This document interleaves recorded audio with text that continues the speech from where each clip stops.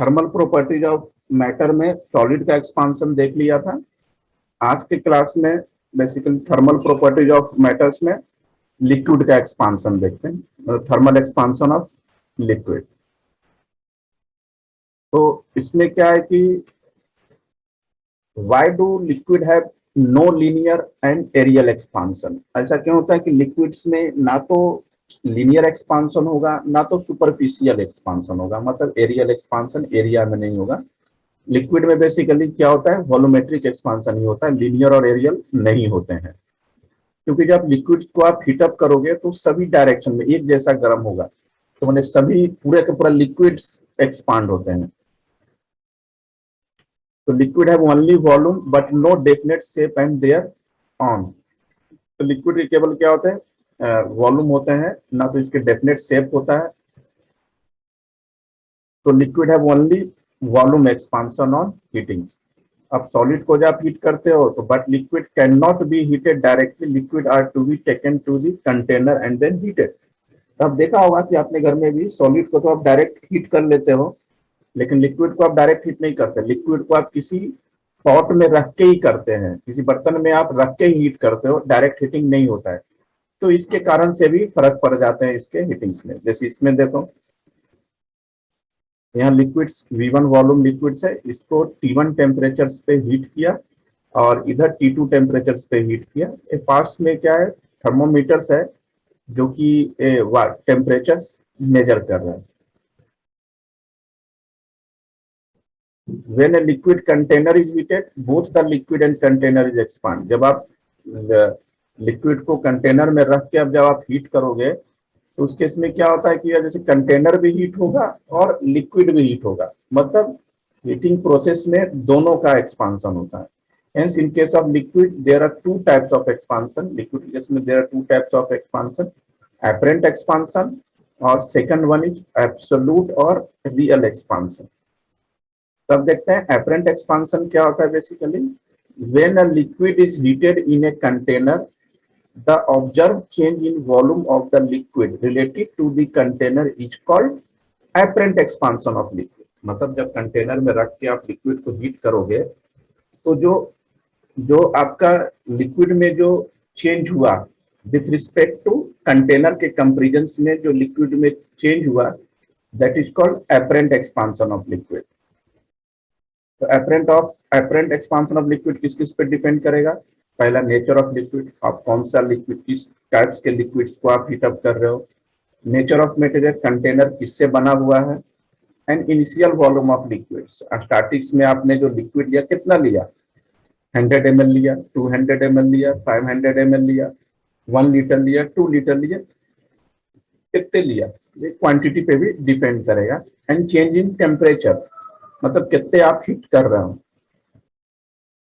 तो coefficient of apparent expansion of liquids, the ratio of apparent increase in volume of liquid per unit rise of temperature to the original volume is called coefficient of apparent expansion। इसका मतलब है जो volume, liquid के volume में जो increase हो रहा है, apparent इंक्रीज की बात कर रहा है। मतलब apparent इंक्रीज अभी मैंने डिस्कस किया था, लिक्विड में change with respect to container per unit rise in temperature, मतलब 1 degree Celsius, 1 degree Celsius temperature बढ़ाने पे जो भी लिक्विड के वॉल्यूम में चेंज होगा to the original volume is called coefficient of apparent expansion। कुछ इस तरीके से V2 minus V1 upon V1 T2 minus T1, ये हो गया आपका दिस।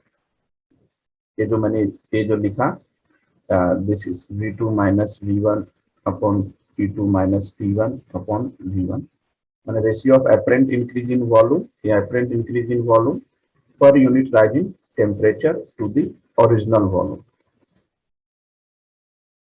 और यूनिट तो खैर वही होगा क्योंकि ऊपर वॉल्यूम है नीचे वॉल्यूम है, यूनिट कैंसिल, आप सिर्फ टेम्परेचर का यूनिट कंसीडर करेंगे। मतलब इसका यूनिट हो गया पर केल्विन या per degree Celsius.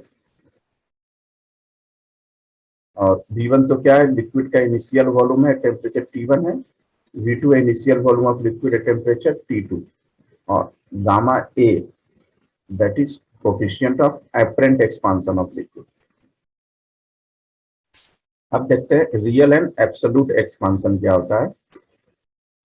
When a liquid is heated in a container, the real change in volume of the liquid is called real or absolute expansion of liquid। मतलब container में liquid रखा हुआ है, आपने लिक्विड को heat up किया। अब heat up करने से जो एक्चुअली जो चेंज हुआ वॉल्यूम में, हमने कंटेनर कंसीडर नहीं करेंगे, एक्चुअली जो चेंज हुआ दैट इज कॉल्ड रियल और एब्सोल्यूट एक्सपांशन उसको बोले। अब real expansion of liquid depends upon the nature of liquid, initial volume of liquid and changing temperature पे डिपेंड करेगा। अब देखते हैं coefficient of linear and absolute expansion of liquids.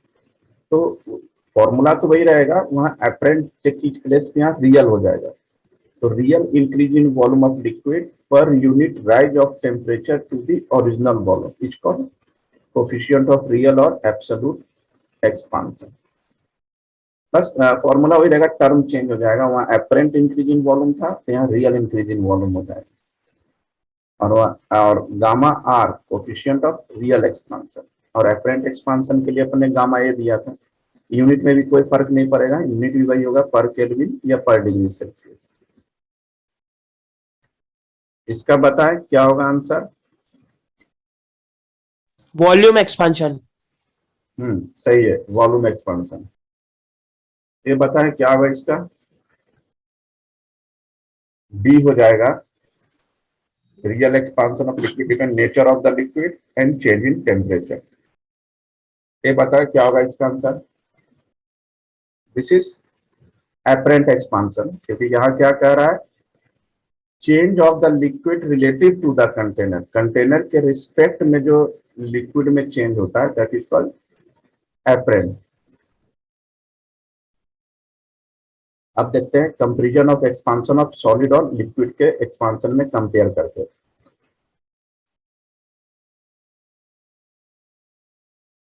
तो एक्सपांशन ऑफ सॉलिड का एक्सपांशन जो होता है ऑलमोस्ट यूनिफॉर्म होता है इन एनी टेम्परेचर रेंज, किसी भी टेम्परेचर पर करें सॉलिड का एक्सपांशन यूनिफॉर्म होता है। Where liquid expand at different rates in different range of temperature, जबकि अलग अलग टेम्परेचर्स पे लिक्विड का एक्सपांशन अलग अलग होता है। Solid can have linear, superficial and volume expansion, तीनों तरह के एक्सपांशन हो सकते हैं, बट लिक्विड में केवल वॉल्यूमेट्रिक एक्सपांशन होता है। And the coefficient of the volume expansion of liquid are generally several 100 times greater than those of the solids. मतलब सॉलिड के कंपैरिजन में लिक्विड का जो एक्सपांशन कोफिशिएंट्स होता है वो बहुत ज्यादा होता है, अप्रॉक्स 100 टाइम्स ज्यादा होते हैं। The numerical values of gamma A and gamma R in per unit degree Fahrenheit is 5/9 times the numerical value of unit in per degree Celsius। मतलब गामा अपरेंट कोफिशिएंट और रिलेटिव कोफिशिएंट गामा आर की जो values degree Fahrenheit पे होगी वो 5/9 times of the degree Celsius से ज्यादा होगी। मतलब ये formula C/5 is equal to F minus 32/9।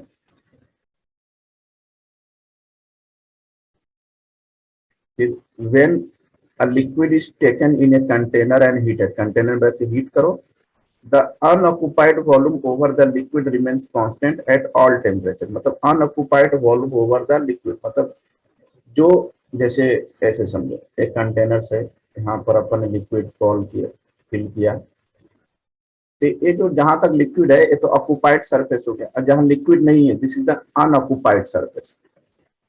तो जब इसको आप हीटअप करोगे तो क्या कह रहा है कि unoccupied volume over the liquid remains constant. तो अनऑक्युपाइड वॉल्यूम जो होगा लिक्विड सरफेस के ऊपर वो कांस्टेंट होगा, ऐसा नहीं कि यहाँ ज्यादा, इस तरह से नहीं होगा, मतलब आपका ये इक्वल होगा कुछ इस तरीके से। And Vc gamma C equal to VR gamma R। Vc is the volume of the container, C for container, और VL is the volume of the liquid। This is, और गामा C जो हो जाएगा आपका coefficient of volume expansion of container, gamma L coefficients of real expansion of the liquid. अब देखते हैं variation of density of liquid with temperature. अगर liquid की डेंसिटी चेंज करते हैं तो क्या फर्क पड़ता है। अब जैसे m मास का कोई लिक्विड लिया, रो नॉट हो गया density at temperature 0 degree Celsius पे, और रो टू डेंसिटी हो गया लिक्विड का at temperature T2 T degree Celsius. तो gamma are relative expansion coefficient rho not minus rho T upon rho T into T2 minus T1, जो अभी volumetric का लिखा था ना वही है। तो इससे डेंसिटी आ जाएगा आपका 0 डिग्री सेल्सियस, क्रॉस मल्टीप्लिकेशन कर लेंगे, मतलब इस तरह से gamma are rho T T2 minus T1 equal to rho not minus rho T. अभी रो टी को इधर ले आएंगे और इधर लाकर क्या करेंगे, कॉमन निकालेंगे। तो 1 plus gamma are T2 minus T1, या चेंज इन टेम्परेचर लिखते जो भी, दिस इज रो नॉट। इस तरीके से आप लिक्विड का डेंसिटी निकाल सकते हैं at 0 degree Celsius. And density of liquid decreases with increasing temperature. जैसे जैसे टेम्परेचर बढ़ाओगे डेंसिटी कम होगा, क्योंकि ये इनवर्सली प्रोपोर्शनल है ना। ये बताए क्या होगा इसका आंसर, क्या कह रहा है question. Expansion of solid is in any temperature range where as liquid expand different rates different range of temperature. तो सॉलिड में तो सेम होती, यूनिफॉर्म हो जाएगा, एक जैसा चेंज हो जाएगा। The relation between C and F, तो C/5 इक्वल टू हो जाएगा आपका, this is D F minus 32, अभी मैंने बताया था।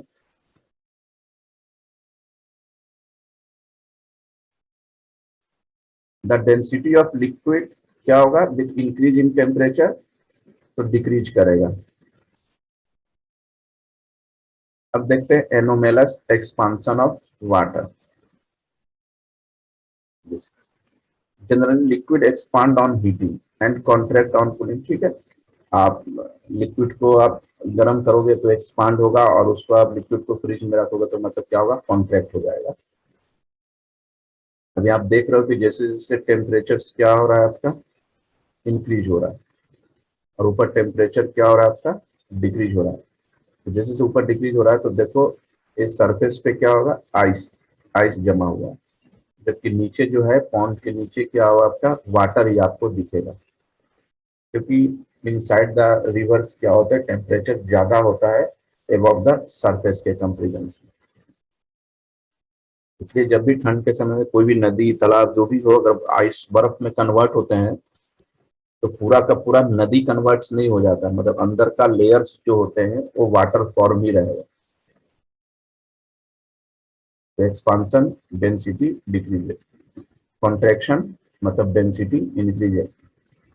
जब लिक्विड एक्सपांड होगा तो उसकी डेंसिटी कम होगी, और जब लिक्विड कॉन्ट्रैक्ट होगा मतलब जमेगा में, तो उसकी डेंसिटी इंक्रीज होगा।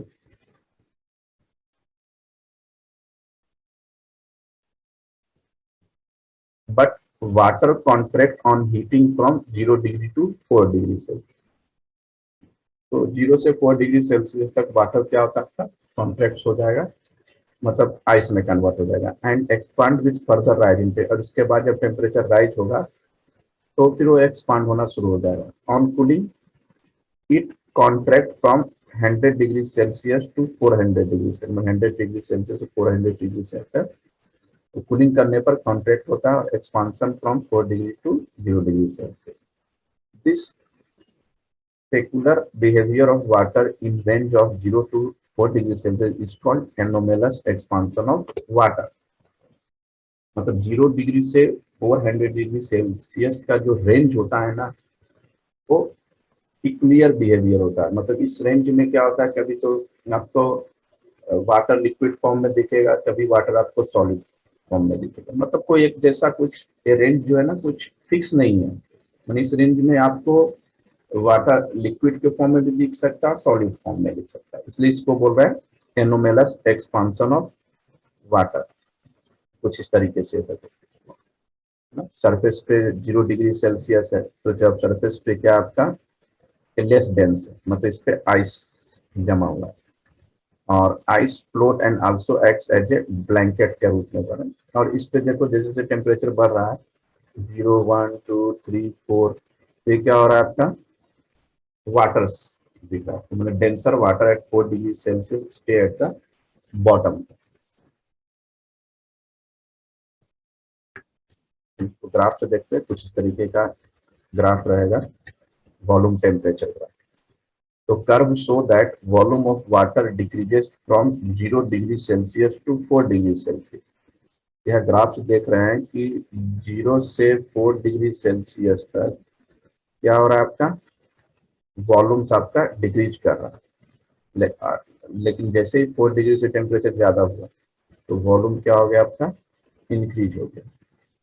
मतलब इंक्रीज मतलब 4 डिग्री सेल्सियस पर volume is water is minimum, मतलब 4 डिग्री सेल्सियस पे वाटर का वॉल्यूम क्या होगा मिनिमम होगा। अभी की जो ये एनोमेलस एक्सपांशन जो हो रहा है 0 डिग्री से 4 डिग्री सेल्सियस के बीच, इसके रीजंस क्या है। तो the anomalous behaviour of water is explained on the assumptions that there are 3 types of water molecules होते हैं H2O, H2O twice और H2O thrice. These molecules have different volume per unit mass and are mixed in different proportion at different temperature. अब ये molecules होते हैं पर unit मास अलग अलग वॉल्यूम होते हैं तीनों का। अब इसको मिक्स करोगे अलग अलग टेम्परेचर में तो डिफरेंट प्रोपोर्शंस में आपको मिक्स करना पड़ेगा। So that the maximum density at 4 degrees Celsius is due to the greater proportion of higher time. इसलिए 4 डिग्री सेल्सियस पे डेंसिटी मैक्सिमम होता है क्योंकि इसमें ग्रेटर प्रोपोर्शंस मिक्स करते हैं। Significance of anomalous expansion of water का सिग्निफिकेंस क्या है। Anomalous expansion of water play very important role in life of animals in lake pond seas. मतलब जितने भी पॉन्ड लेक रिवर सीज ये सब वगैरह में जो एनिमल्स जो रहते हैं अंडर द वाटर उसके लाइफ के लिए बहुत ज्यादा इंपॉर्टेंट रोल प्ले करता है। In what way is the anomalous behaviour of water is advantage to aquatic animals. अब जो एक्वेटिक एनिमल्स जितने रहते हैं उनके लिए कैसे ये एनोमेलस बिहेवियर जो है वो एडवांटेज शो करता है। क्या होता है during water in cold countries में ठंडे प्रदेशों में water in ponds lakes and rivers cools to 4 degree Celsius तक ठंडा होता है ड्यू टू एटमॉस्फेरिक टेम्परेचर्स के कारण। And water has maximum density क्या हो सकता है 4 डिग्री सेल्सियस पे मैक्सिमम डेंसिटी का। तो the water layers of so the lower layers of water remains 4 degree Celsius. इसलिए रिवर्स पॉन्ड्स वगैरह का जो रिवर्स का जो लोअर लेवल्स होते हैं उसमें टेम्परेचर क्या होता है 4 degree Celsius while the upper layers further cool down to the 0 degree Celsius. और अपर लेवल जो होते हैं तो 4 डिग्री सेल्सियस एंड तक हो जाते हैं 0 डिग्री सेल्सियस तक डाउन हो जाता है और या उससे भी नीचे चले जाते हैं और पूरा का पूरा वो फ्रीज आइस में कन्वर्ट हो जाते हैं। तो ice is a bad conductor of heat so the lower level of water is protected against freezing.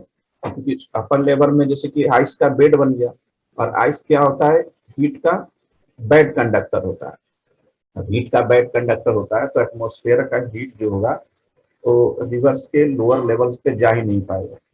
इस कारण से क्या होगा कि lower layer of water is protected against freezing.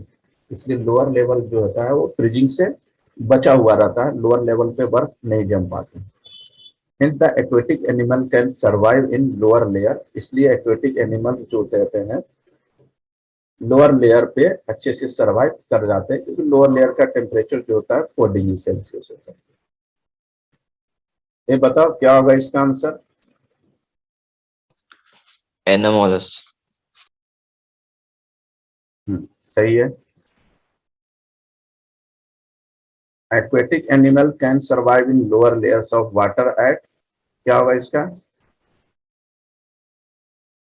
ये भी तो डिस्कस किया था 4 डिग्री सेल्सियस। ठीक है, ये हो गया आपका एक्सपांशन ऑफ लिक्विड्स कंप्लीट। अब देखते हैं एक्सपांशन ऑफ गैसेस। तो expansion of gases, gases have no definite shape and size of their on like solid, जैसा कि सॉलिड्स में होता है definite shape and size, gases में ना तो शेप एंड साइज दोनों डेफिनेट नहीं होते हैं, but completely occupy the entire volume of the vessel, में कंप्लीटली पूरा का पूरा ऑक्युपाई कर लेता है जिस भी आप वेसल्स में गैसेस को रखो, into which they are introduced irrespective of their mass. For gases, the coefficient of linear and areal expansion have no significance. तो गैस के केस में क्योंकि शेप एंड साइज डेफिनेट होता ही नहीं है, तो गैस के केस में लिनियर और एरियल एक्सपांशन मतलब सुपरफिशियल एक्सपांशन का कोई मतलब नहीं रह गया। तो what happens to gas when it is heated, अब गैस को हीट करोगे तो क्या होगा, तो बेसिकली गैस इन गैस को भी आप कंटेनर में ही रखोगे। So when gas in container is heated, because of high expansion of gases, usually neglect the expansion of container. क्योंकि गैसेस की एक्सपांशन गैसेस एक्सपांशन बहुत ज्यादा होता है, इस कारण से कंटेनर का बहुत कम होगा, बहुत कम होगा, तो इस कारण से कंटेनर का एक्सपांशन अपन नेग्लेक्ट मान के चलते हैं। When gas is heated, its pressure and volume changes simultaneously, मतलब गैस को जब आप हीट करोगे तो heating during the heating process gases का प्रेशर और टेम्परेचर प्रेशर और वॉल्यूम दोनों चेंज होगा।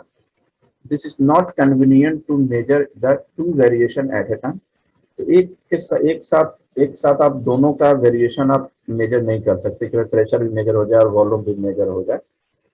When gas is heated, the variation in its volume can be measured by keeping its pressure constant.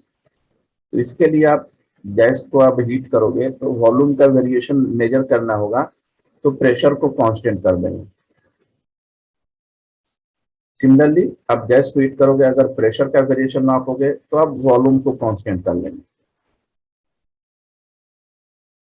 तो गैस हैज टू कोफिशिएंट्स होते हैं, पहला volume coefficient of gas और second pressure coefficient of gas. This is alpha, volume coefficient of gas alpha and pressure coefficient of gas is beta.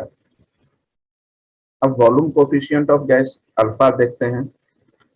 तो volume coefficient of gas is defined as the increase in volume of given mass of the gas per volume at 0 degrees Celsius per 0 degrees Celsius per degree Celsius rise in temperature keeping pressure constant, मतलब 0 पर degree Celsius temperature change में pressure को constant रखकर जो भी volume में change होगा that is called volume coefficient of gas. तो मान लेते हैं V नॉट और VT are the volume of given mass of gas at 0 degree Celsius and T degree Celsius at constant pressure. तो अल्फा हो जाएगा आपका VT minus V not upon V not T और यूनिट पर डिग्री सेल्सियस। तो V1 V2 क्या आपका volumes हो गया आपका T1 and T2 degree Celsius पे, फिर फॉर्मूला चेंज होके ये हो जाएगा और यूनिट तो पर वही रहेगा पर केल्विन या per degree Celsius and dimension formula are also same K minus and alpha की वैल्यूज क्या होती है 1/273.15। ये इसको डिवाइड करोगे तो अपनी वैल्यू यार 0.00366 पर degree Celsius almost for all gases के लिए कांस्टेंट वैल्यू होती है। अब देखते हैं pressure coefficient of gases beta, मतलब रहेगा वही चीज, सिर्फ लास्ट में क्या कर देंगे कांस्टेंट वॉल्यूम पे 1 डिग्री सेल्सियस टेम्परेचर बढ़ाने के लिए जो उसमें प्रेशर में जो चेंज होगा that is called pressure coefficient of gas. Again वही पी नॉट प्रेशर मान लेते हैं 0 डिग्री सेल्सियस पे और पीटी प्रेशर मान लेते हैं T डिग्री सेल्सियस पे एट कांस्टेंट वॉल्यूम। तो देन बीटा का फॉर्मूला हो जाएगा PT minus P not upon P not T. और अगर P1 प्रेशर अगर T1 डिग्री सेल्सियस पे ले रहे हो और P2 प्रेशर अगर T2 डिग्री सेल्सियस पे लग रहा हो तो फॉर्मूला चेंज होके ये हो जाएगा। यूनिट्स वही रहेगा per kelvin per degree Celsius, dimension formula are also same. And beta की वैल्यू भी आपका सेम ही होगा सभी गैसेस के लिए। बताएं क्या होगा इसका आंसर? सर बी वाला।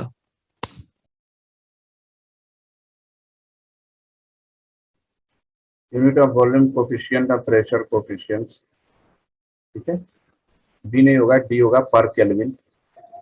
पर केल्विन होता है या सॉरी पर केल्विन होता है या पर डिग्री सेल्सियस होता है basically.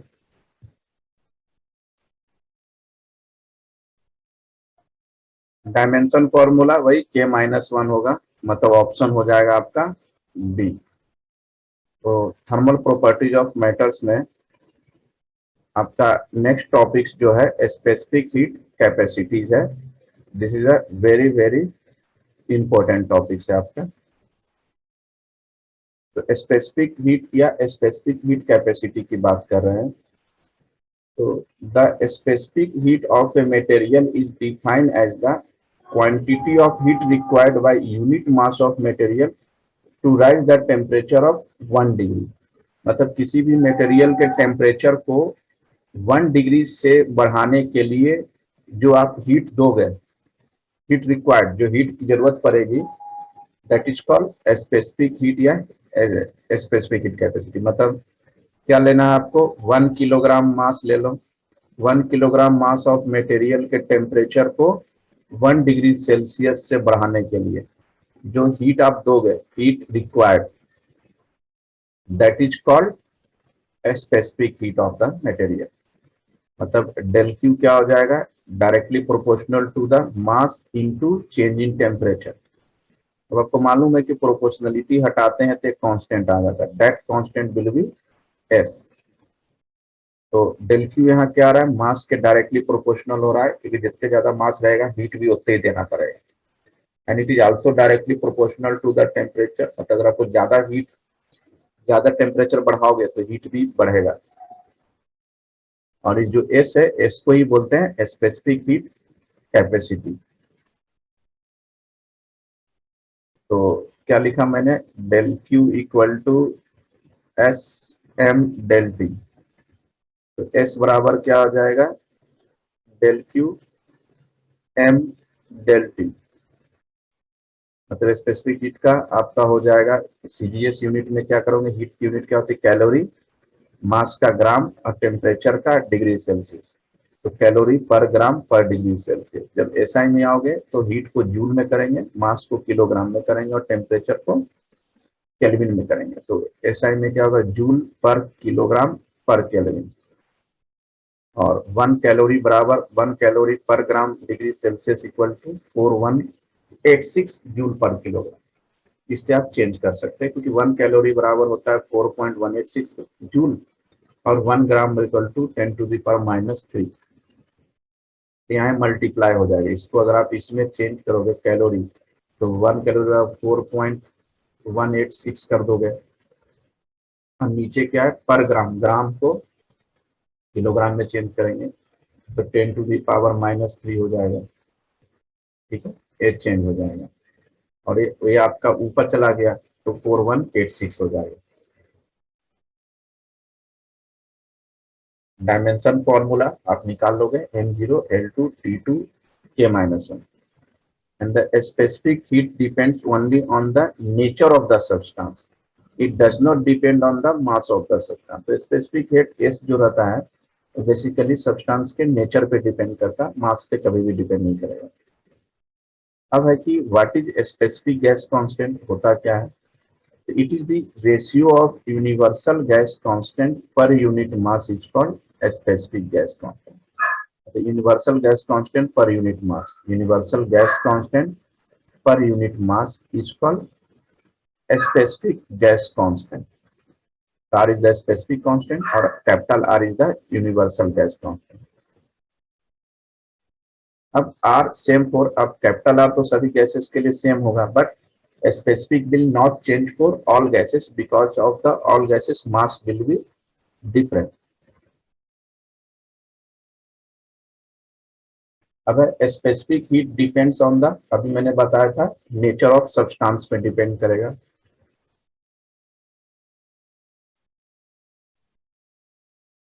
What is the units and dimension of specific gas constant, अभी मैंने बताया था जूल में है ना, तो जूल पर किलोग्राम पर केल्विन। तो खैर ये तो होगा नहीं, ये हो सकता है, ये हो सकता है, ये हो सकता है, जूल पर किलोग्राम ये भी नहीं होगा क्योंकि ये किलोग्राम है ना, तो फर्स्ट या डी में से कुछ हो सकता है according two units.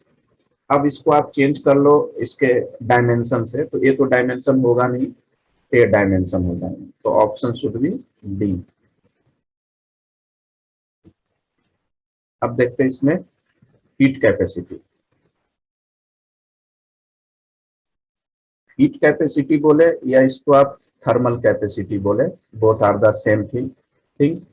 The quantity of heat required to raise the temperature of a body through 1 degree Celsius called capacity of the body. इसमें भी आपका वही चीज है कि quantity of heat required raise the temperature of the body, मतलब any mass of substance के temperature को 1 डिग्री सेल्सियस से बढ़ाने के लिए जो क्वांटिटी ऑफ हीट की जरूरत पड़ेगी, that is called heat capacity.